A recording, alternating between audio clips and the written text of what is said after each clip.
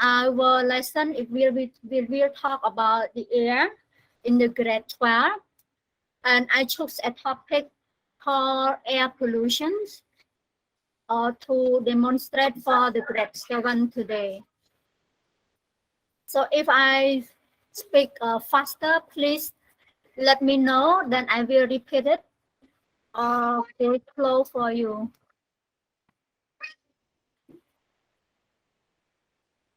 So the objective today, I would like to, after the lesson, the student will be able to address the cause of the pollution and maybe think of the how we can help the environment and slow down the pollution or provide some solution to not let the make the air like more polluted than before. So I have a picture of the map. I would like you to read this map and tell me what do you see and what kind of information that you can read from this map.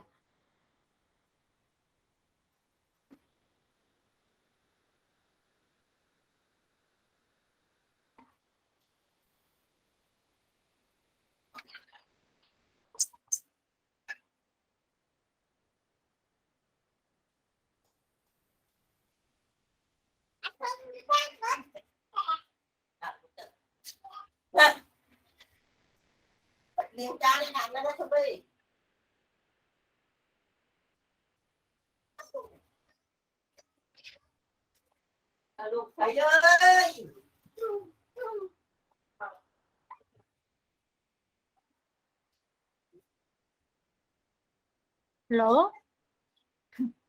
I don't hear any response.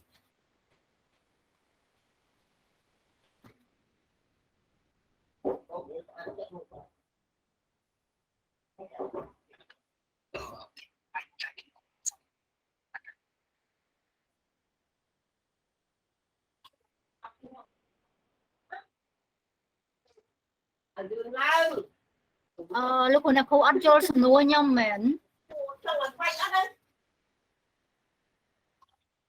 Again, cha. I have the picture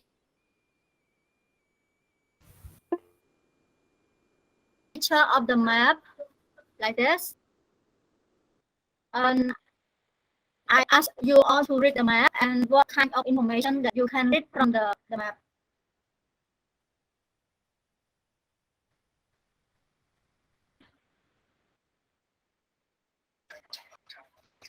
As the water flow from Mekong River to Phnom Penh and to Tonle Sap. Yes, correct. What else? The water flow from the river system.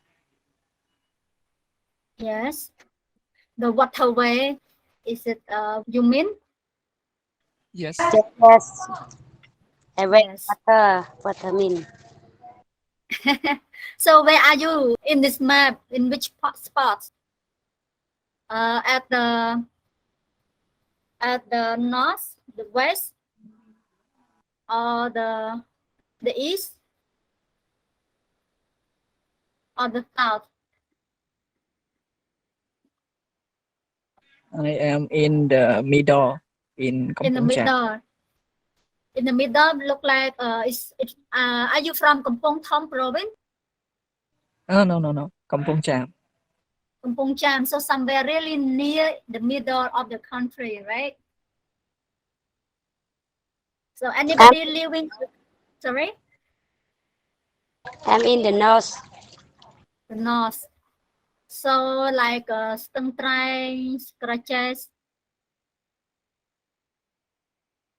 right? The north and the east. North and east. So somewhere around here.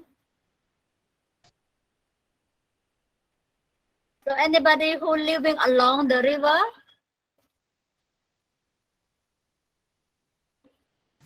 No, I'm not. So in Cambodia, we have the main river called Mekong River, isn't it? So sorry. So we have Mekong River, which is flowed from the Laos, and then go down to Vietnam, right? Yes. Yes. So the when the river meets here, we call it is in our main city of Cambodia. It's called Phnom Penh. Here, I don't know. So it is really down here at the south. We And call Chatamuk. yes, so we call Chatomuk River. It's really so. How do you call the Mekong on top at the top here? We call Mekong. In Mekong Khmer, Lower. Yes, Mekong Lơ. So what about Upper this Mekong. two? Sorry, Upper Mekong. And down here there is one Mekong and the other one is called, who know? This one we call Mekong Crown and this one what we call? The lower Mekong. Mekong Crown or Basak Lower Mekong, Mekong. Basak. Yeah, Crown. Basak River. Masak River, teacher. Yes, Basak River. What about the big one here? What do you call it? Tonle Sap. Lesa. Okay. It's one of the biggest lake in Yeah, the world. sometimes they say great Yeah. great lakes in the book. Yes, one of the biggest lake in the world. One more question. Do you think all the water that go along this waterway are they fresh water?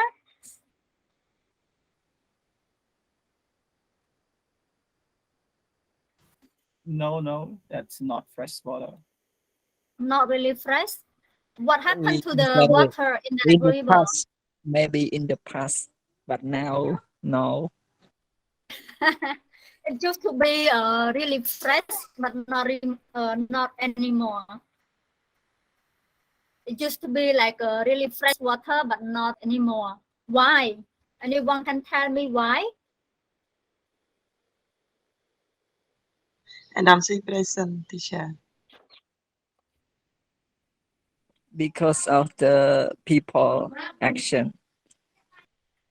People action. Only people, only humans. What about animal?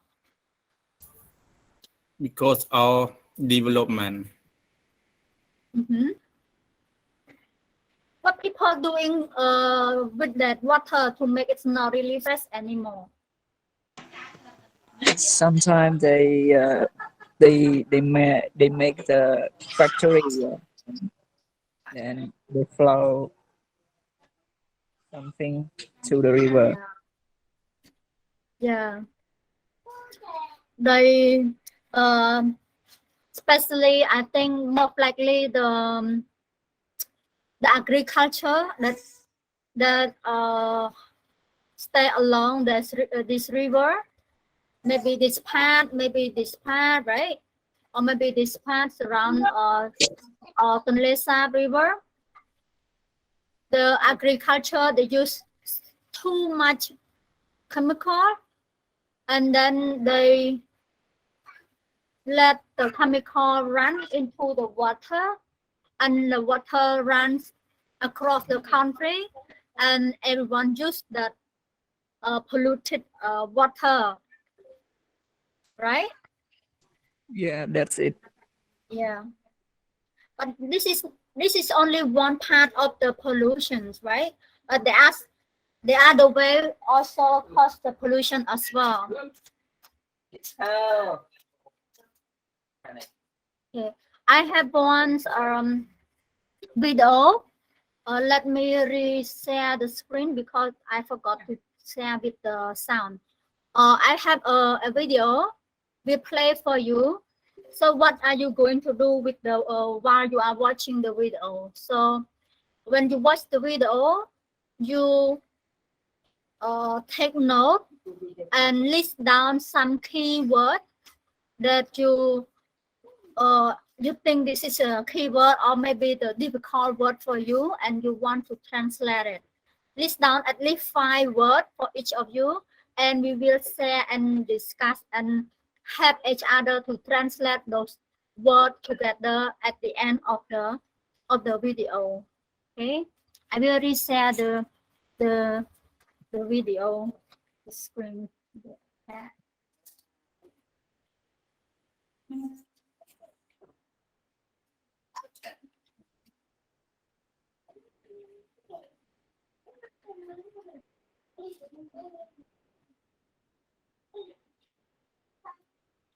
Well, I think my internet is getting really slow. YouTube doesn't work.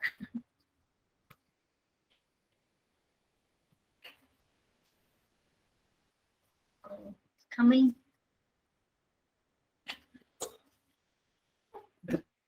Sorry, the video maybe take a while to get it work. Maybe wait for a second.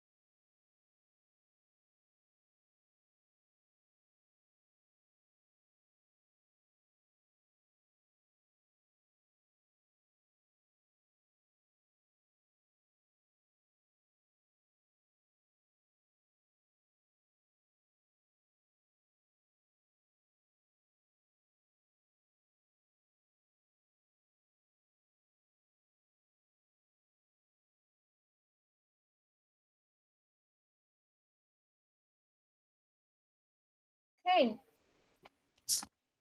How do you feel after 2 times of watching the video? It's okay that you don't get all, even those me as well, I don't really get everything, but at least we have the concept.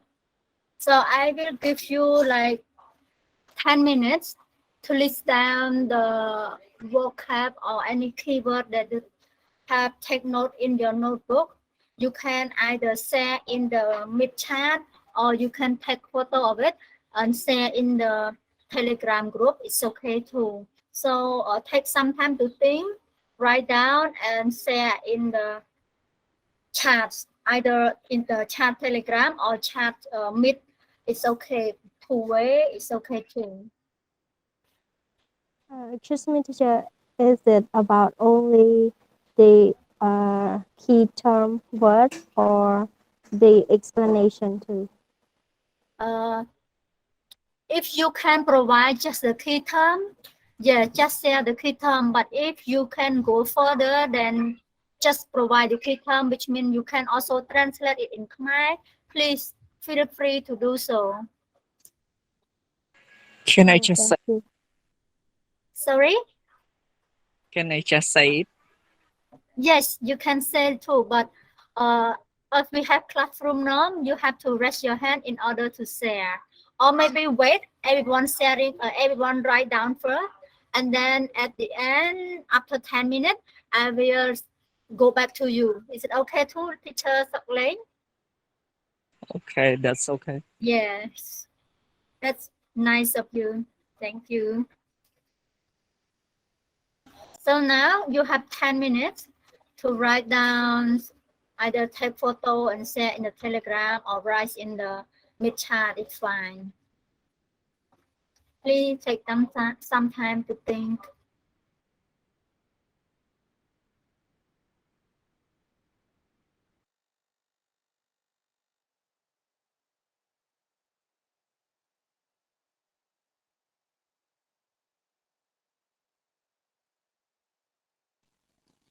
Okay, teachers, meaning that I have to write some key term of this lesson into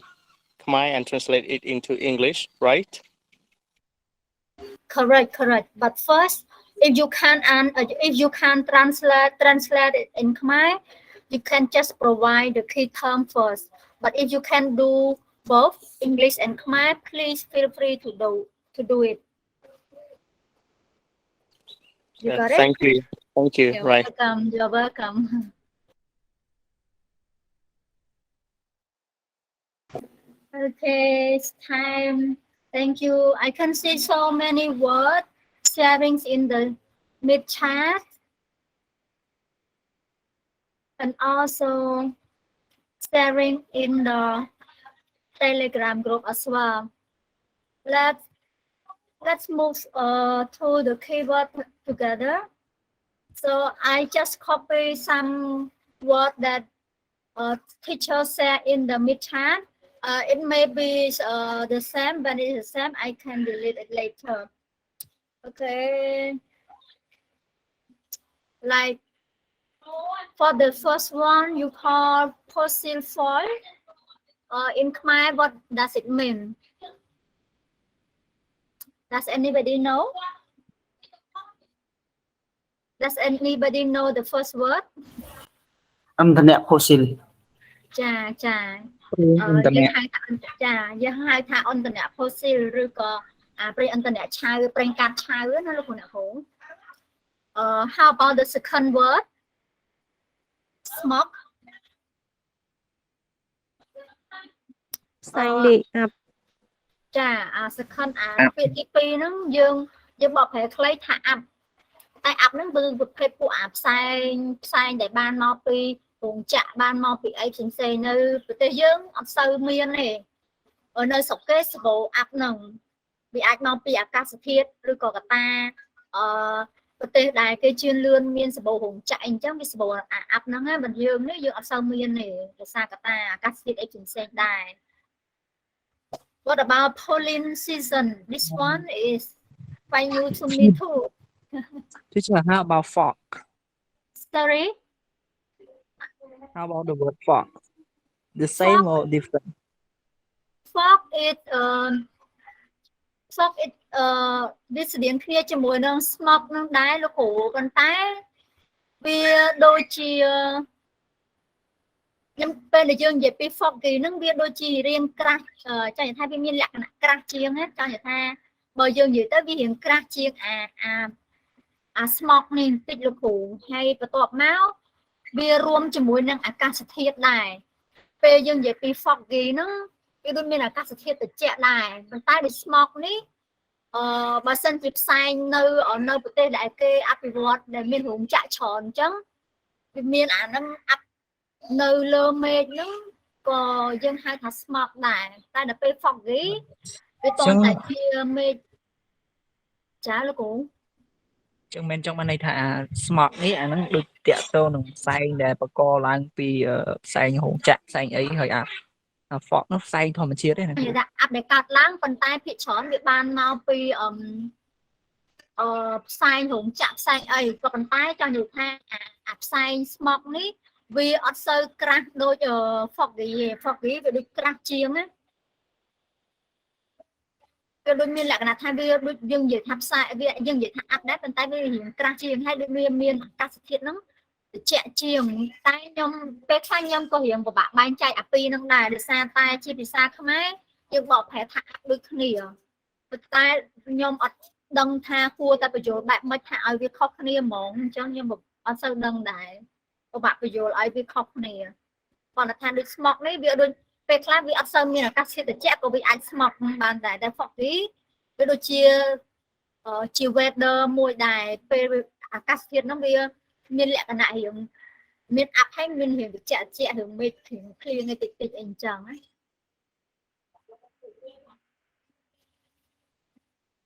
teacher ចឹងនិយាយថាបើ smog ហ្នឹងវារបៀបផ្សែងមែនទេចឹងផ្សែងហ្នឹងវាអាចមកពីអីដែរជាផ្សែងអីឲ្យប្រកាសដែរវាចឹងនិយាយថាយើងបកប្រែថាអាហ្នឹងវាយើងថាផ្សែងហ្នឹងវាអាចថាវាមកពីវាអាចបណ្ដាលមកពីពួកផ្សែងចេញពីរោងចក្រចេញពីអីអញ្ចឹងណាប៉ុន្តែគួរបញ្យល់មកថាវា ចឹងវាចែកដាច់ជាចឹងច្រើនដោយសារផ្សែងហ្នឹងគឺជាផ្សែងអីផ្សេងដែលលាយជាមួយអាប់ចឹងបើ fog ជាអាប់តែម្ដងចឹងចាហ្នឹងហើយវាថា fog ពួក fog នេះវាដូចវាមាន chemical វាមានជាតិពុលអីនៅក្នុងហ្នឹងតែពួក fog នេះវាប្រហែលដូចយើងនិយាយអំពីអាកាសធាតុថាដូចយើងខែកដកមានអារម្មណ៍ថារៀងត្រជាក់ហើយអីអញ្ចឹងណាវាស្តៀងគ្នាអញ្ចឹងណាហ្នឹងហើយដូចអីដែលខ្ញុំចង់និយាយមកហ្នឹងខ្ញុំចង់និយាយអញ្ចឹងចាលោកគ្រូបើពួកអា smoke នេះវាអាចកាត់ឡើងគ្រប់រដូវកាលទាំងអស់តែដល់ពេល foggy វាតតែមានខែត្រជាក់ខែអីអញ្ចឹងហ្នឹងហើយដូចលោកគ្រូមានប្រសាសន៍អញ្ចឹងចុះពាក្យថា pollen season នេះមិនវិញលោកគ្រូអ្នកគ្រូ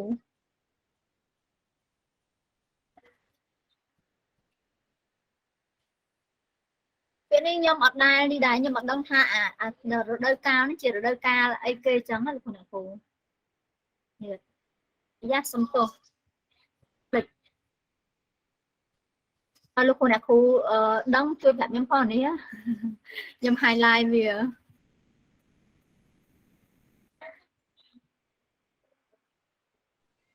I don't either I don't know ចាអីអាហ្នឹងចាំ take note ហ្នឹងខ្ញុំ highlight វាពណ៌លឿងហើយអញ្ចឹងខ្ញុំចំណាំlet's move on like sulfur oxide ហ្នឹងរបៀបដូច sponsor oxide យើងដូចសមាសធាតុគីមីយើងនេះលោកគ្រូអ្នកគ្រូ toxic air pollution និយាយអំពីការបំពុលខ្យល់ប៉ុន្តែបំពុលខ្យល់ដោយសារធាតុគីមីអីអញ្ចឹងណាអាចថានៅស្រុកគេស្រុកយើងអត់សូវមានទេស្រុកគេវាមានអារោងចក្រដែលគេកែច្នៃឡើងវិញឬក៏ប្រើប្រាស់សារធាតុគីមីអីអញ្ចឹងមានអានឹងច្រើនណាស់ហើយអានឹងវាពុលទៅក្នុងបរិយាកាសបន្ទាប់មក climate ហ្នឹងអត់បកប្រែទុកឲ្យជាកិច្ចការទេចុះហើយដល់ពេល allergen ហ្នឹងវាស្តៀងគ្នាទាំងនិយាយអំពីលោកគ្រូអ្នកគ្រូដែលឮពាក្យថា allergy ជាមួយនឹងចំណីអាហារអីអត់ Alexi Alexi ចាពួកដល់ពេលយើងនិយាយពី elegant នៅក្នុងការបំពល់ហ្នឹងរបៀបដូចវាប៉ះពាល់ដោយតំបន់ខ្លះអញ្ចឹងព្រោះកន្លែងខ្លះវាអត់មានអាការប៉ះពាល់ហ្នឹងឯងឧទាហរណ៍ថាអញ្ចឹងឧទាហរណ៍ថានៅស្រុកយើងក្តៅអញ្ចឹងណាអញ្ចឹងអាផលប៉ះពាល់របស់យើងផ្សេងទៅដល់ពេលនៅស្រុកគេត្រជាក់អញ្ចឹងទៅអាខ្យល់ត្រជាក់ហ្នឹងវាទៅបំពុលបែបផ្សេងទៅក្នុងនេះអញ្ចឹងទៅកាន់អាតំបន់មួយអញ្ចឹងអាការពុលហ្នឹងវាពុលដោយផ្នែកនៃប្រភេទចាំពុលវាថារផលរំខានអីហ្នឹងវាថាវាដូចយើងពេលយើងអាឡែស៊ីគឺយើងអត់អាឡែស៊ីទៅលើគ្រប់រឿងទេវាថាអ្នកខ្លះគាត់អាឡែស៊ីមួយគ្រឿងសមុទ្រអ្នកខ្លះគាត់អាឡែស៊ីជាមួយនឹងពពួកទឹកដោះគោអ្នកខ្លះទៀតគាត់អាឡែស៊ីជាមួយនឹងសណ្តែកដីជាមួយនឹងអីអញ្ចឹងទៅអាហ្នឹងវាស្តៀងគ្នាដែរអញ្ចឹងណាការពុលឬក៏បំផ្លាញដោយផ្នែកអញ្ចឹងដូចនៅស្រុកយើងក្តៅយើងធ្វើផ្លូវយើងត្រូវធ្វើផ្លូវកស៊ូហើយយើងធ្វើផ្លូវបេតុងបើនៅស្រុកគេគឺអត់សូវប្រើផ្លូវកស៊ូទេពីព្រោះវាត្រជាក់ពេកវាធ្វើឲ្យកស៊ូហ្នឹងរឹងប្រេះបែកស្រួយអញ្ចឹងនៅស្រុកគេគឺអត់ជ្រើសរើសយកអាផ្លូវកស៊ូហ្នឹងទេគេប្រើសារធាតុគីមីផ្សេងឬក៏អីផ្សេងដើម្បីធ្វើផ្លូវអញ្ចឹងតែខ្ញុំអត់ដឹងថាធ្វើផ្លូវអីមិនដែរមិនដឹងទេអានេះខ្ញុំឧទាហរណ៍ដើម្បីយកមក support អាហ្នឹងអញ្ចឹងណាដល់ពាក្យថា agriculture គឺយើងសំដៅទៅលើប្រភេទកសិកម្មហ្នឹងហើយពាក្យថា contribute របៀបដូចយើងវាស្តៀងពាក្យថាបើយើងបកប្រែទៅយើងថាផ្ដល់ត្រឡប់ទៅវិញផ្ដល់សងត្រឡប់ទៅវិញឲ្យទៅវិញអីអញ្ចឹងណាប៉ុន្តែសួរថាចេះចោះអា contribute ហ្នឹងជាមួយនឹងពាក្យថា return ហើយនឹងពាក្យថា payback ហ្នឹងវាខុសគ្នាហ្មង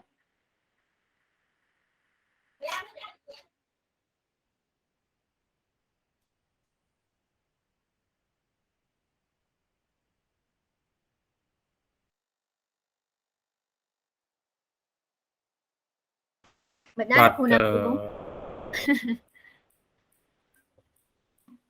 ខ្ញុំចង់និយាយអំពីពាក្យថា contribute បើយើងបកប្រែជាខ្មែរវាថា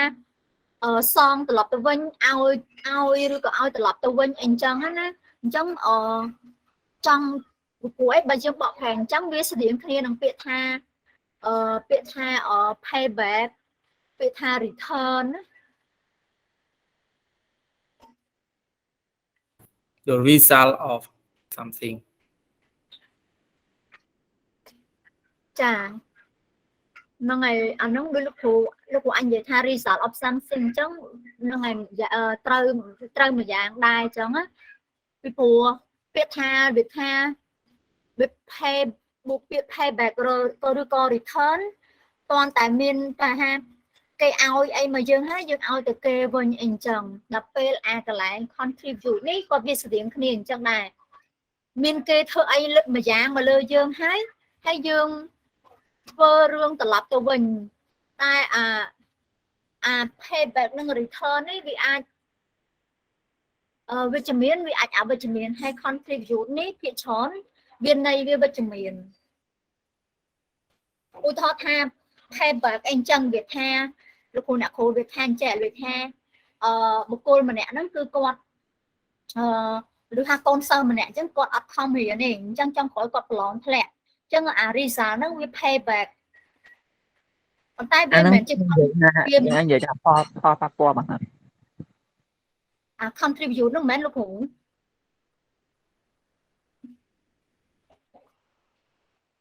ខ្ញុំចង់និយាយថាពាក្យ payback ឬក៏ return ណាវាថាវាផលជះត្រឡប់ទៅវិញហ្នឹងវាអាចវិជ្ជមានហើយវាអាចអវិជ្ជមាន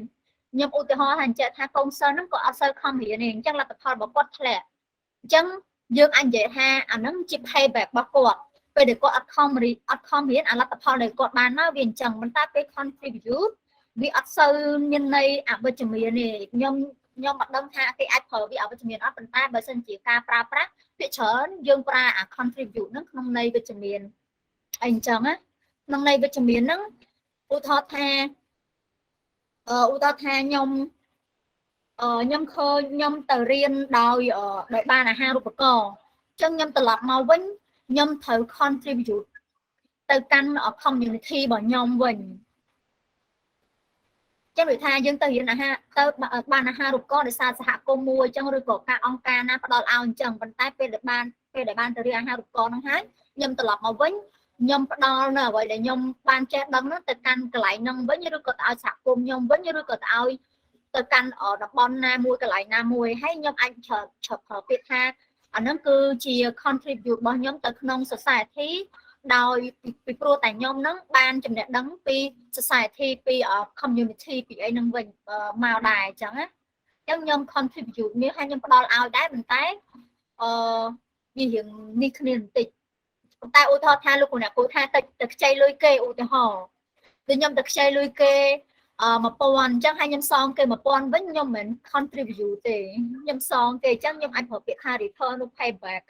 អញ្ចឹងនិយាយអញ្ចឹងណាលោកគ្រូអ្នកគ្រូយល់អីខ្ញុំនិយាយអត់ព្រោះអីពេលខ្លះខ្ញុំអាចបញ្យល់ទៅពិបាកយល់អីអញ្ចឹង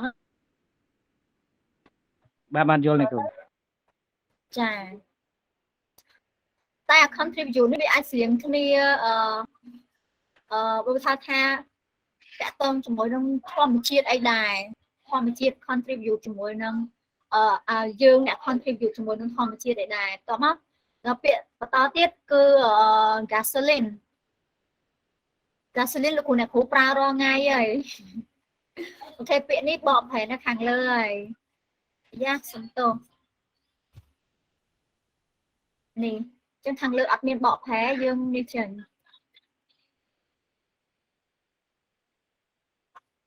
តទៀត climate មាននៅខាងលើដែរ pollution នេះការបំពុលអញ្ចឹង pollution វាអាចបំពុលទៅលើខ្យល់វាអាចបំពុលទៅក្នុងទឹកវាអាចបំពុលទៅក្នុងអីផ្សេងអញ្ចឹងណាលោកគ្រូអ្នកគ្រូមានលោកគ្រូអ្នកគ្រូលើកដៃមែនមិញ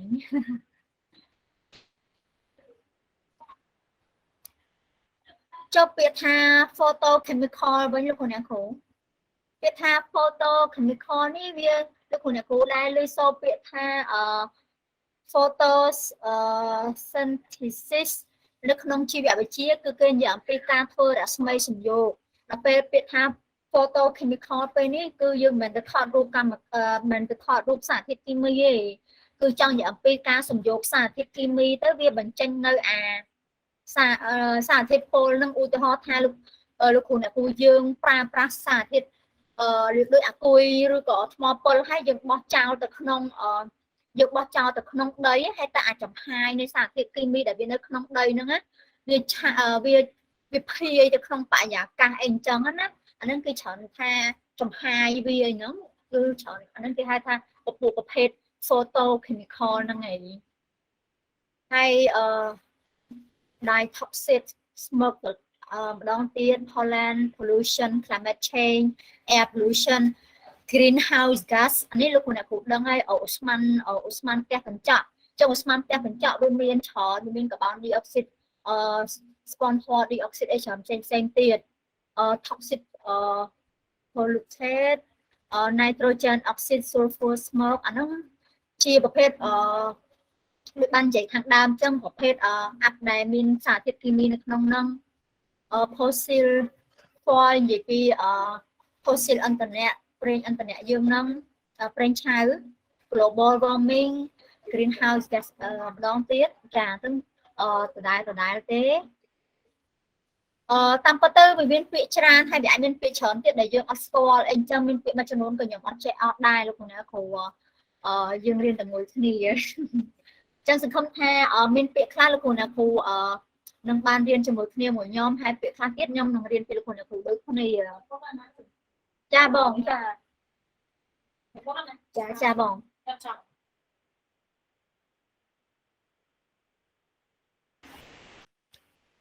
Okay, let's move on. I have some keyword here as well, which is already translated recently. So I have some question for discussion. So based on the video, how many type of pollution have you heard in the from the video? How many type of pollution? Two type of pollution. Yeah, two type of pollution. What are they?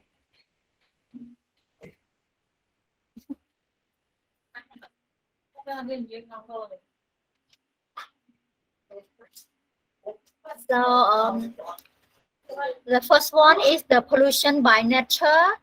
and the other one is pollution by Human made. by human, by everything on earth. But most likely the pollution, where are they come from?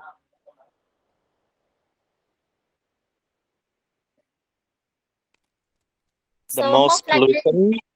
are yes, made by people or human activities. yes, correct. So most of the pollution are come from human. So human people who live on earth, we because of our living and we by direct and indirect. For instance, indirect ចេញនិយាយថានិយាយអំពីថាការដែលបំពុលដោយប្រយោលឧទាហរណ៍ថាការបញ្ចេញឧស្ម័នពីក្នុងខ្លួនមនុស្សយើងចេញឧស្ម័នចេញពី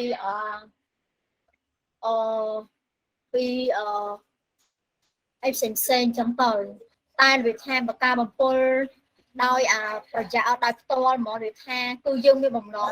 បំពុលវាហ្មងជំរាបថាអ្នកដែលធ្វើរោងចក្រមើលអីហ្នឹងគាត់អត់បានទៅការពារផ្សែងដែលចេញមកហ្នឹងគ្រប់គ្រងនៅអាកាសសំណល់ពុលហ្នឹងវាអាចពុលដល់បរិយាកាសអីអញ្ចឹងទៅហើយមានច្រើនទៀតតាមពិតលោកគ្រូបានប្រៀនកូនសិស្សក៏យល់ពី concept ហ្នឹងដែរហើយ Let's move to the second question. What are the cause of air pollution? ចឹងមូលហេតុថាកត្តាអីខ្លះដែលធ្វើឲ្យមានការពុលដល់ខ្យល់ហ្នឹង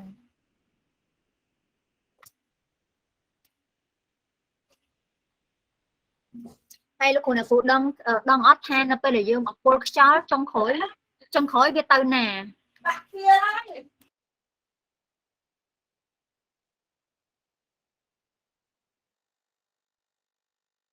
នៅពេលដែលយើងបំពុលខ្យល់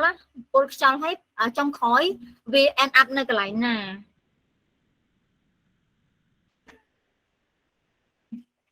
ចាលោកគ្រូថាអីគេភ្លៀងអាស៊ីតនៅក្នុង Telegram ក៏ថាភ្លៀងអាស៊ីត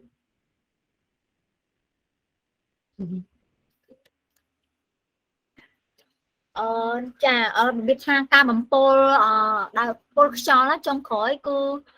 ការពុលទាំងអស់ហ្នឹងគឺវាធ្លាក់ទៅក្នុងទឹកអញ្ចឹងខ្ញុំនឹងបញ្យល់ថាហេតុអីបានវាធ្លាក់ទៅក្នុងទឹកភាគច្រើនដោយសារតែយើងដឹងថាការពុលទាំងអស់ភាគច្រើនជាឧស្ម័នចាអញ្ចឹងវានឹងភាយទៅក្នុងបរិយាកាសអញ្ចឹងវានឹងនៅក្នុងស្ទាប់បរិយាកាសខាងលើហ្នឹងក្នុងសន្តានជាពពកដែលយើងឃើញឬក៏អីចឹងវានៅលាយឡំគ្នាជាមួយនឹងចំហាយទឹកអស់ហ្នឹងអញ្ចឹងនៅពេលដែលវាជាចេញឲ្យឱកាសល្អឬក៏ពេលដែលអាកាសធាតុវាប្រែប្រួលទៅជាមានភ្លៀងអីអញ្ចឹងវាធ្វើឲ្យឧស្ម័នទាំងអស់ហ្នឹងវាคล้ายជាដំណក់ទឹកវាធ្លាក់ចុះមកក្រោមវិញអញ្ចឹងអាសារធាតុគីមីដែលវាភាយទៅក្នុងបរិយាកាសទាំងអស់ហ្នឹងវានឹងនៅជាប់ជាមួយនឹងម៉ូលេគុលទឹកដែលវានៅខាងលើហ្នឹងវានឹងធ្លាក់ចុះមកជាមួយគ្នាចុងក្រោយវានឹង end up ទៅក្នុងប្រព័ន្ធទឹករបស់យើងនឹងទាំងអស់មិនថាទន្លេសមុទ្រស្ទឹងបឹងបួព្រែកអីទេដែលមានភ្លៀងធ្លាក់ចុះមកហ្នឹងគឺវាពុលសារធាតុគីមីទាំងអស់ហ្នឹងគឺវានឹងមកជាមួយនឹងទឹកទាំងអស់ហ្នឹងមកជាមួយទឹកធ្លាក់ពីលើមេឃហ្នឹងវាអាចថានៅក្នុងស្រុកយើងឬក៏អីចឹងវាអាចក្នុងសន្តានជាភ្លៀងហើយនៅស្រុកគេជួនកាលវាអាចមានក្នុងសន្តានជាព្រិលដែរអញ្ចឹងវានឹងធ្លាក់ចុះមកមិនថាភ្លៀងមិនថាព្រិលទេវាធ្លាក់មកលើផែនដីចុងក្រោយវារលាយខ្លាយទៅជាទឹកដូចគ្នាទេអញ្ចឹងហើយពួកទឹកទាំងអស់ហ្នឹងវានឹងអាចជ្រាបចូលទៅក្នុងដីឬក៏វាអាចថាចូលទៅក្នុងហូរតាមផ្លូវទឹកទៅកាន់ទន្លេសមុទ្រយើងតែម្ដងអញ្ចឹងហើយចុងក្រោយគឺយើងជាមនុស្សហ្នឹងជាអ្នកប្រើប្រាស់ទឹកហ្នឹងហើយដោយសារយើងគិតទៅថានៅយើងគឺអត់អាចរស់នៅដោយគ្មានទឹកបានទេអញ្ចឹងយើងចុងក្រោយគឺយើងទាំងអស់គ្នាដដែលគឺជាអ្នក ទទួលទានទឹកទាំងអស់ហ្នឹងអញ្ចឹងហើយគឺយើងជាអ្នករងផលប៉ះពាល់ដដែលអញ្ចឹងវាជាដើរជា circle ជាវត្តមួយមានថាយើងជាអ្នកបំពុលហើយវាភាយទៅក្នុងបរិយាកាសហើយធ្លាក់ចូលទៅក្នុងផ្លូវទឹករបស់យើងហើយបន្តមកយើងទទួលទានទឹកនឹងដដែលអញ្ចឹងយើងជា consumer ដដែលអញ្ចឹងយើងជាអ្នកដែលយើងជាមនុស្សជាអ្នកធ្វើឲ្យពុលចុងក្រោយយើងជាអ្នកយកអាផលប៉ះពាល់នោះយកមកវិញអញ្ចឹង nature payback វា payback មកយើងវិញវាមិនមែនជា contribute ទេណាងវា payback មកយើងវិញអញ្ចឹងយើងជាត្រូវតែយើងជាអ្នកបង្កអញ្ចឹងយើងជាជនរងគ្រោះដដែល Okay, let's move ថាអញ្ចឹងតើក្នុងរូបភាពអីខ្លះដែលលោកគ្រូអ្នកគ្រូឃើញណាអញ្ចឹងលោកគ្រូអ្នកគ្រូអាចទៅសេនៅក្នុងឆាតមីតក៏បានអាចលើកដៃឆ្លើយក៏បានថាក្នុងរូបភាពអីខ្លះដែលមនុស្សយើងធ្វើឲ្យមានការពុលនៅពុលខ្យល់ទាំងអស់នឹងក្នុងរូបភាពអីដែរលោកគ្រូអ្នកគ្រូ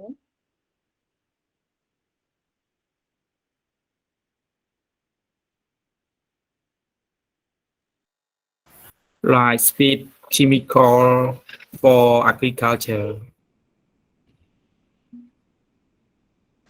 Like our farmer speed chemical into ចាលោកគ្រូ agriculture មានអីទៀតលោកគ្រូ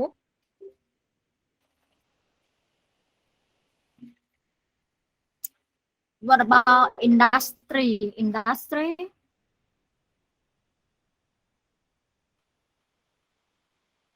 រោងចក្រសហគ្រាសធំនៅស្រុកយើងរោងចក្រយើងអត់ទាន់មានការបំពុលធំដូចស្រុកគេចា vehicle using factory ចាលោកអ្នកគ្រូ like traffic from traffic. Yeah, actually the traffic does not cause the pollution, but the vehicle will consume the gasoline, so on. Then it'sម៉ាស៊ីនគេហៅម៉ាស៊ីនចំហែនហ្នឹងទៅវាបំភាយមកវិញនៅឧស្ម័នដែលចេញពីក្នុងកំពង់ស៊ីម៉ាំងនៃយានជំនិះហ្នឹងវាទៅប៉ះពាល់អាហ្នឹងគឺជាកត្តាមួយដែរ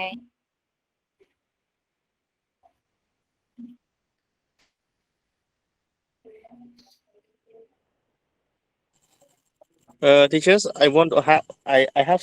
an idea. Yes, please. Causes by volcanic activities. The volcanic activity. The natural Yeah, it's called natural pollution. pollution, right? Yeah, the volcanic activity is called natural pollution. But you think how much does the natural pollution to our air or climate? លោកគ្រូអ្នកគ្រូគិតថាតើការបំពុលដោយធម្មជាតិហ្នឹងមានកម្រិតណាដែរបរិមាណបានដែរ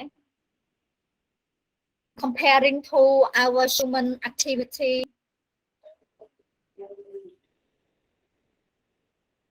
I think it is maybe it is 40%. Yeah, so little. I think maybe less. យើងសាកគិតថាតើក្នុងរយៈពេលមួយឆ្នាំមានភ្នំភ្លើងផ្ទុះប៉ុន្មានឥឡូវយើងថាមួយឆ្នាំតិចពេកឥឡូវយើងរាប់មកថា10ឆ្នាំតើ10ឆ្នាំមានភ្នំភ្លើងផ្ទុះប៉ុន្មានដងហើយតើការបំពុលដោយភ្នំភ្លើងទាំងអស់ហ្នឹងវាមានកម្រិតណាបើប្រៀបធៀបជាមួយនឹងរោងចក្រសហគ្រាសការប្រើប្រាស់យានជំនិះការប្រើប្រាស់សារធាតុគីមីទៅលើការដាំដំណាំផ្សេងៗការបំលែងសារធាតុគីមីផ្សេងៗចឹងដោយលោកគ្រូតឡាមានភាសាអញ្ចឹងការបំពុលដោយ nature ហ្នឹងវា so little មែនតើ Yeah, I can see teacher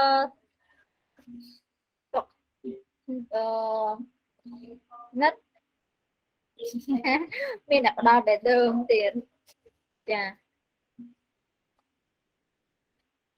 ចាសកម្មភាពប្រចាំថ្ងៃដែលយើងធ្វើរាល់ថ្ងៃដូចជាដុតសម្រាមដុតថង់ប្លាស្ទិកការប្រើប្រាស់ ប្រេង fossil ឥន្ធនៈការប្រើប្រាស់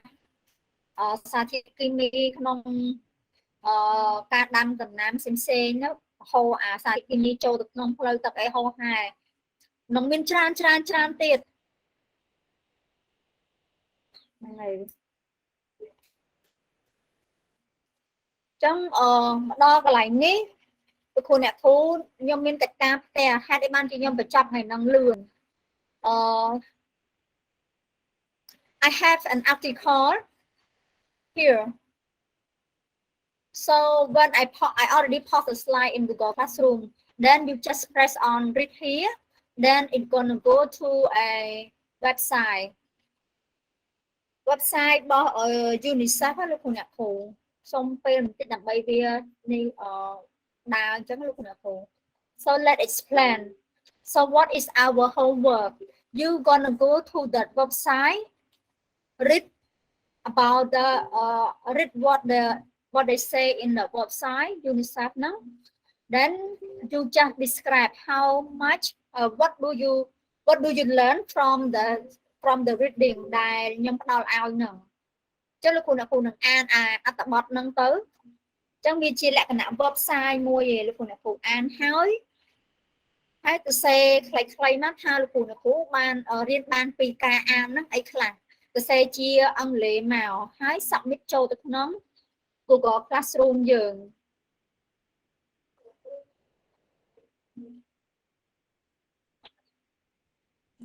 អ្នកគ្រូខ្ញុំសុំសួរមួយនេះគ្រូ ចាលោកគ្រូ បាទឧបមាថាដៃគូរបស់ខ្ញុំនៅសាលាហ្នឹងគាត់ជាគ្រូគីមីវិទ្យាអញ្ចឹងគាត់អត់នេះទេហើយយើងត្រូវធ្វើការជាដៃគូមួយគាត់ហើយសហការគ្នាធ្វើជា homework នោះជាមួយគ្នាបានឬក៏អាចថាដាក់ឈ្មោះផ្សេងគ្នាតែកិច្ចការតែមួយឆ្លងកាត់ការភាសាអញ្ចឹងលោកគ្រូអាចសហការគ្នាធ្វើកិច្ចការបានប៉ុន្តែខ្ញុំចង់ជំរាបគ្រូថាអញ្ចឹងចង់លោកគ្រូដោយសារតែយើងដល់កម្រិត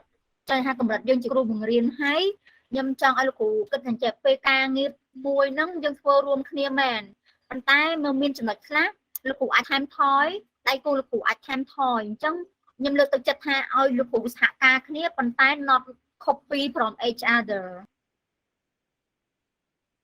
You get what you mean? You get what I mean? បាទអរគុណច្រើនគ្រូ Yeah I mean អ្នកគ្រូអាចធ្វើការជាក្រុម 3-4 នាក់ក៏បានដែរក៏ប៉ុន្តែជាការសហការគ្នា go to the main point but when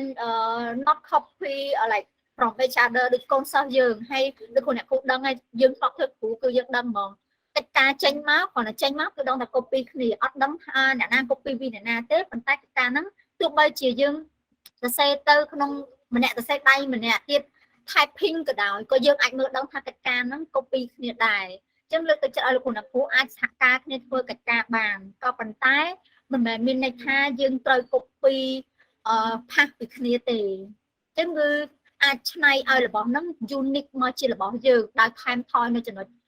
ណាដែលចឹងទៅតាមតែអាចធ្វើទៅបានអញ្ចឹងលោកគ្រូអ្នកគ្រូ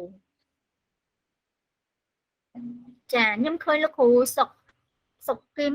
សុកលោកគ្រូខ្ញុំអានឈ្មោះលោកគ្រូអត់ត្រូវសុកគឹមឬក៏អ្នកគ្រូអធិស្ឋានខ្ញុំចាប់អារម្មណ៍ទៅលើវីដេអូដែលអ្នកគ្រូចាក់ឲ្យមើលហ្នឹងវាល្អហើយអ្នកគ្រូអាចប្រាប់ website របស់ដែលយើងអាចចូលវីដេអូបានល្អបែបហ្នឹងណាជាដំបងឡើយគឺខ្ញុំ search នៅក្នុង YouTube លោកគ្រូក៏ប៉ុន្តែនៅក្នុង YouTube ក៏យើងមើលដែរថាតើគេហាក់ទំព័ររបស់អ្នកណាដែលយើងមើលទៅគេហៅថាមានទម្ងន់ណាវាមានការទុកចិត្តណាលោកគ្រូអញ្ចឹងខ្ញុំមិនតែមើលវីដេអូរបស់គេធ្វើប្លុកអីតិចហ្នឹងយើងអាចមកធ្វើយកមកបានទេអញ្ចឹងអត្ថបទដែលយើងអាចទុកចិត្តបានរបៀបដូចខ្ញុំយកមកនេះគឺជាអត្ថបទរបស់GO network របស់ website នៅស្រុកគេអញ្ចឹងណាអញ្ចឹងវាពេលអ្វីដែលគេបញ្យល់យើងវាមានលក្ខណៈជាការស្រាវជ្រាវដែលជាឯកសារដែលយើងមើលទៅវាមានទម្ងន់ណាលោកគ្រូអញ្ចឹងពេលដែលយើងស្រាវជ្រាវហើយដែលខ្ញុំសំខាន់គឺឲ្យលោកលើកទឹកចិត្តឲ្យលោកជាស្ដាយមានអត្ថបទដែលខ្ញុំដាក់ជូនលោកគ្រូអ្នកគ្រូអានកន្លែងនេះអញ្ចឹងនេះអាកន្លែងនេះដែលលោកគ្រូអ្នកគ្រូអានទៅ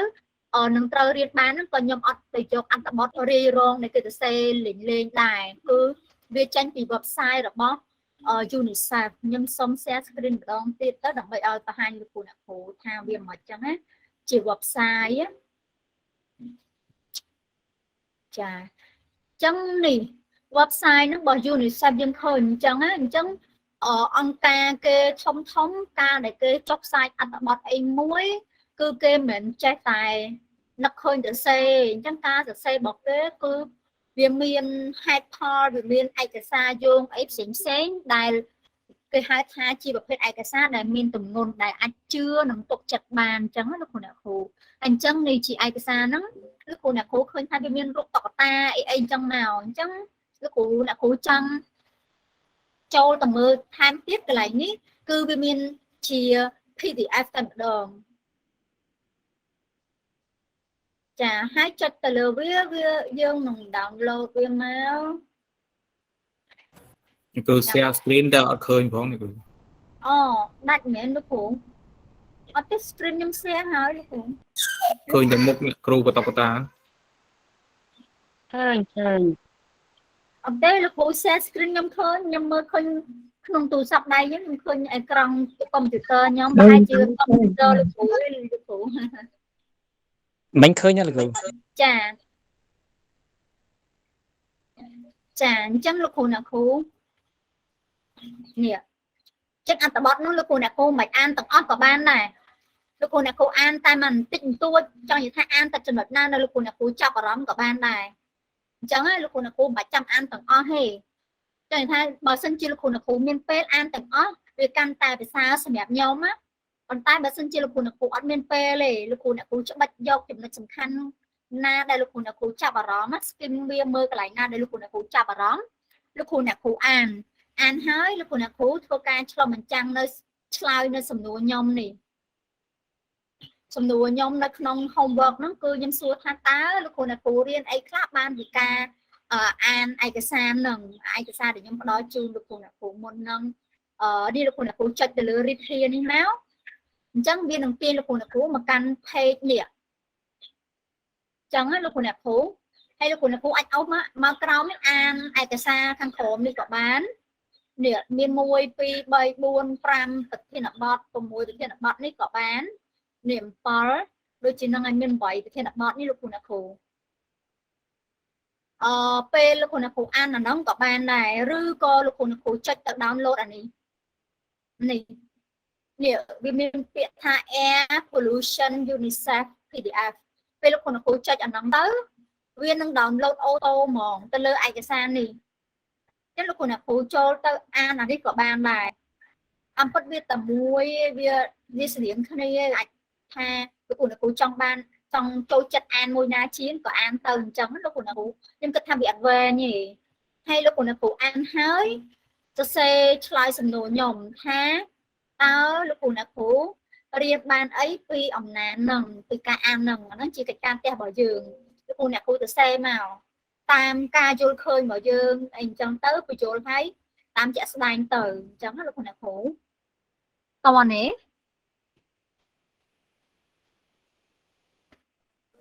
បាទតើគ្រូចាលោកគ្រូមានអ្នកវិសេសជាភាសាអង់គ្លេសអត់បកប្រែតអ្នកគ្រូតអ្នកគ្រូដោយសារតែ course នេះជាភាសាអង់គ្លេសខ្ញុំលើកទឹកចិត្តឲ្យលោកគ្រូអ្នកគ្រូសរសេរជាភាសាអង់គ្លេស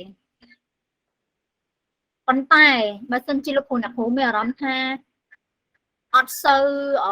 មានទំនុកចិត្តក្នុងការសរសេរជាអង់គ្លេសទេអញ្ចឹងលោកគ្រូអ្នកគ្រូចង់សរសេរខ្មែរអាចបានបើសិនជាលោកគ្រូអ្នកគ្រូថាខ្ញុំអត់សូវមានទំនុកចិត្តទេចង់សរសេរជាខ្មែរក៏លោកគ្រូអ្នកគ្រូអាចសរសេរបានប៉ុន្តែលើកទឹកចិត្តថាលើកទឹកចិត្តឲ្យលោកគ្រូអ្នកគ្រូព្យាយាមសរសេរជាភាសាអង់គ្លេសដោយសារយើងវគ្គនេះគឺយើងផ្ដោតទៅលើភាសាអង់គ្លេសគឺចង់ឲ្យលោកគ្រូអ្នកគ្រូព្យាយាមហ្វឹកហាត់ខ្លួនឯងអញ្ចឹងណា so when the more you practice the more you improve don't worry about mistake because we are not our language English is not our language so don't worry about mistake everyone make mistake thanks ja can be missed or part paragraph or essay. You can write either paragraph or essay, or you can just list down. So it's freestyle for you to read, because the most important thing that I want from all of you, I want to know how much do you learn from the reading and how much you improve the English. So I'm not the English teacher like TOEFL or something that is asking you to write like essays or paragraph. So my objective just want you to practice English in my subject of chemistry. So it is freestyle for you to write. You either list down that like from the reading, then you learn from blah blah blah, and then you describe a little bit, and then you go to the other point, and then you describe. For instance, I learned from the chemical which is pollute to the air. So then you just describe a little bit, and then you list down the other point that you say you learn what is called how can human contribute to the nature. Then you can describe a little bit. Then you can list just a few points. Or maybe you write a complete essay or paragraph is fine too. Let's say not around 100 or 200 words should be okay. Okay, get it, teacher. Yes. អត់ចង់ឲ្យលោកគ្រូអ្នកគ្រូមានអារម្មណ៍ថា heavy ពេកទេចុះលោកគ្រូអ្នកគ្រូមិនចាំទៅសេវែងពេកទេអីដែលខ្ញុំចង់បានចង់ឲ្យលោកគ្រូអ្នកគ្រូនឹងរៀនពីភាសាអង់គ្លេសនៅក្នុងមុខវិជ្ជាគីមីឯងយើងមិនមែនរៀនជាមុខវិជ្ជាឯកទេសអង់គ្លេសទេអញ្ចឹងការសរសេរជា paragraph ឬក៏អីហ្នឹងវាអត់សូវជាសំខាន់ណាលោកគ្រូអ្នកគ្រូអាចសរសេរជាចំណុចមកក៏បានដែរកំណត់ហ្នឹងគ្រូកំណត់ចាហ្នឹងហើយលោកគ្រូអ្នកគ្រូសរសេរធ្វើមិនឲ្យបានខ្ទង់ប្រហែលចន្លោះពី100ទៅ200ពាក្យបានហើយអញ្ចឹងខ្ញុំនឹងសរសេរនៅកន្លែងនេះ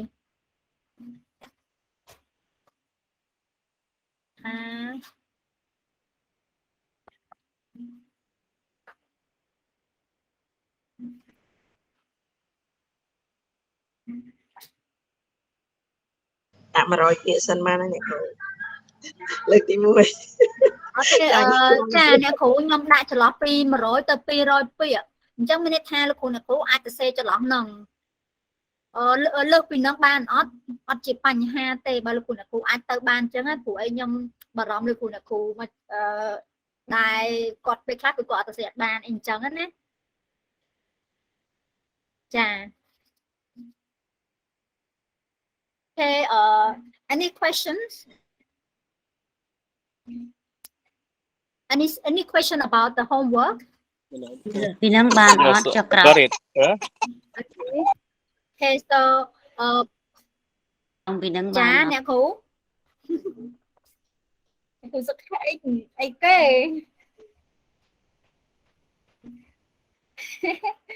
Okay, I could not hear you well anyway. You can write in the mid chat or write in the Telegram group. I just want to move on. So just to quickly remind you about the portfolio. The portfolio, you're going to include your homework and your reflection. So write down what have you learned today and what is new that you had learned today from the video, on how can we decrease the air pollution, or how can we educate our students about the air pollution. You maybe write something in your portfolio. Don't forget to include all this. So I put 4 questions to guide you all to write something in your portfolio plus your homework. ដោយសារតែលោកគ្រូអ្នកគ្រូគាត់អាចថាគាត់ប្រាប់មកកាន់ពួកខ្ញុំថាឲ្យអាសាររំលឹកតាក់ទងជាមួយនឹង portfolio ហ្នឹងអញ្ចឹងលោកគ្រូអ្នកគ្រូការដែលយើងធ្វើជាប្រចាំថ្ងៃ vì ai áp sâu chọn về chẳng lực chất lực của nó ai sẽ chỉ phải trăm ngày tụi bây chỉ lực của nó ai sẽ chỉ ăn lệ trong sống lực của nó chỉ riêng sẽ tất cả các ní chỉ phải xa ăn lệ máu hay portfolio ní nhưng ai sẽ chỉ không ai lệ ăn lệ đặc biệt lực chất lực của nó sẽ ăn lệ phần tay mà lực của nó toàn mấy dân tụm ngọc chất không cao sẽ chỉ xa ăn lệ thế chẳng còn mình ta ăn cô đại phủ ấy dương mình đại ăn thì chẳng là lúc nào cô chà ok lúc cô lớp đấy còn chơi như sao cô I just want to ask whether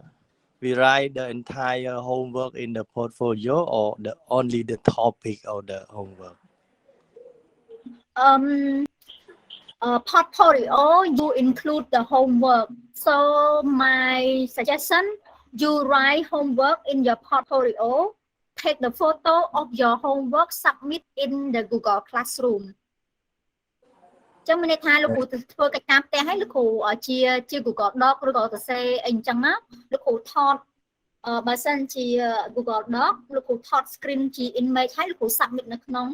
Google Classroom ជា homework មកហើយអញ្ចឹងវានៅក្នុង portfolio លោកគ្រូឲ្យពីព្រោះនៅក្នុង portfolio គឺមាន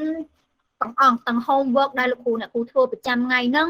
ជាមួយនឹងការឆ្លុះប្រចាំរបស់លោកគ្រូអ្នកគ្រូជាមួយនឹងវីដេអូដែលលោកគ្រូទៅត្រូវលោកគ្រូអ្នកគ្រូត្រូវធ្វើបទបង្ហាញជាមួយនឹងអីទាំងអស់អញ្ចឹងគឺលោកគ្រូអ្នកគ្រូដាក់ចូលទៅក្នុង portfolio របស់លោកគ្រូអ្នកគ្រូទាំងអស់អញ្ចឹងលោកគ្រូអ្នកគ្រូចុះ portfolio គឺជាឯកសារទាំងស្រុងក្នុងការរៀនរបស់លោកគ្រូទាំងអស់អញ្ចឹងសូម្បីតែអ្វីដែលលោកគ្រូ take note មិញតម្លាក់ចូលទៅក្នុងឆាតមិញហ្នឹងក៏លោកគ្រូអ្នកគ្រូត្រូវដាក់ចូលទៅក្នុង portfolio ដែរ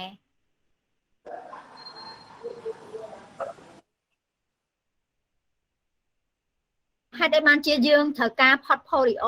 អញ្ចឹងខ្ញុំសួរត្រឡប់ទៅវិញអញ្ចឹង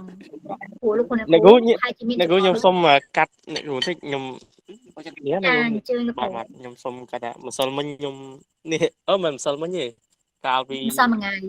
បាទម្សិលមួយថ្ងៃខ្ញុំចូលរៀនហើយខ្ញុំពេញ form ខ្ញុំ pre test អស់ហើយខ្ញុំអត់បានចុះវត្តមានអញ្ចឹងខ្ញុំ check មើលទៅឃើញឈ្មោះខ្ញុំ absent ដែរចាអត់អីលោកគ្រូអញ្ចឹងលោកគ្រូផ្ញើសារមួយទៅក្នុងឆាតទៅណាលោកគ្រូណាខ្ញុំបានផ្ញើតែមិនដឹងថាមិនទេដឹងថាមិនខ្ញុំបានផ្ញើទៅ Telegram នេះបាទចាក្រុមការងារពេលឃើញឆាតលោកគ្រូក្រុមការងារនឹងធ្វើបច្ចុប្បន្នភាពម្ដងទៀតជូនលោកគ្រូហើយអត់ឲ្យលោកគ្រូអរគុណលោកគ្រូបាទចាអញ្ចឹងការចុះវត្តមានក៏សំខាន់តែយើងអត់នឹងចេះថាបងយើងនឹងយកវត្តមានតាមGoogle Form ដើម្បីបានឈ្មោះលោកគ្រូអ្នកគ្រូអញ្ចឹងណាតែក្រោយមកទៀតយើងលែងយកវត្តមានតាម Google Form ហើយដើម្បីកុំឲ្យពិបាកលោកគ្រូអ្នកគ្រូបំពេញអញ្ចឹងចាប់ពីប្រហែលជាសប្តាហ៍ក្រោយទៅយើងលែងមានហើយគឺយើងនឹងទាញវត្តមានលោកគ្រូអ្នកគ្រូហ្នឹងតាម Google Meet តែម្ដងអញ្ចឹងនៅក្នុង Google Meet គឺមានកម្មវិធីសម្រាប់ដោយសារយើងជា account យើងបង់ថ្លៃអញ្ចឹង account យើងនឹងគឺអាចទាញយកវត្តមានរបស់លោកគ្រូអ្នកគ្រូតាមរយៈការចូលរួមរបស់លោកគ្រូនៅក្នុង Meet តែម្ដងអញ្ចឹងអត់ចាំបាច់លោកគ្រូអ្នកគ្រូបំពេញ Google Form ក៏យើងអាចទាញយកមកបានដែរអញ្ចឹងម្ដងទៀតរំលឹកលោកគ្រូអ្នកគ្រូតាក់ទងនឹងកិច្ចការផ្ទះលោកគ្រូអ្នកគ្រូត្រូវទៅអានអត្ថបទទៅអញ្ចឹងពាក្យថា click here នេះលោកគ្រូអ្នកគ្រូនឹងទាញចូលមកកាន់ website នេះលោកគ្រូអ្នកគ្រូអាចអានជាមួយនឹងអានេះតែម្ដងឬក៏លោកគ្រូអ្នកគ្រូចង់អានឯកសារដូចដែលខ្ញុំបាន download មកនេះក៏បានដែរលោកគ្រូអ្នកគ្រូចុចទៅកន្លែងនេះទៅវានឹង download មកលោកគ្រូអ្នកគ្រូបើកលោកគ្រូអ្នកគ្រូនឹងឃើញឯកសារនេះចាហ្នឹងក៏ជាកិច្ចការចាំថាលោកគ្រូអ្នកគ្រូអានច្រើនគឺប៉ុន្តែសួរថាអានច្រើនត្រូវឆ្លើយច្រើនអត់ចាំបាច់ទេលោកគ្រូអ្នកគ្រូគឺទៅសេអ្វីដែលលោកគ្រូអ្នកគ្រូរៀនបានចន្លោះប្រហែលជាខ្ទង់100ពាក្យមកបានហើយ100ទៅ200ពាក្យមកបានហើយអានេះគឺជាអ្វីដែលលោកគ្រូអ្នកគ្រូត្រូវដាក់ចូលទៅក្នុង portfolio ចឹង portfolio យើងគឺដូចជាឯកសារដែលលោកគ្រូអ្នកគ្រូរៀនទាំងស្រុងអញ្ចឹងពីព្រោះហេតុអីបានជាយើងត្រូវការ portfolio ទី1លោកគ្រូអ្នកគ្រូគឺខ្ញុំក្រុមការងារក៏ដូចជាខាងសកលគឺយើងចង់បានអីគេគឺចង់ឲ្យនិស្សិតលោកគ្រូអ្នកគ្រូសិស្សរបស់យើងនឹងពេលដែលគាត់រៀនចប់ទៅគឺមានឯកសារទុកជាផុសតាងអញ្ចឹងណាផុសតាងសម្រាប់ខ្លួនឯងថាខ្លួនឯងគឺបានរៀនមានឯកសារចេះពី ពីព្រោះបើអត់ធ្វើអញ្ចឹងទេអត់បង្ខំលោកគ្រូអ្នកគ្រូទេរៀនឲ្យគឺអ្នកខ្លះគឺមកស្ដាប់ទេអត់បានកត់ត្រាអត់បានអីទេអញ្ចឹងគឺអត់មានឯកសារទេពេលរៀនចប់ហើយចុងក្រោយភ្លេចអស់ឲ្យមកគ្រូវិញ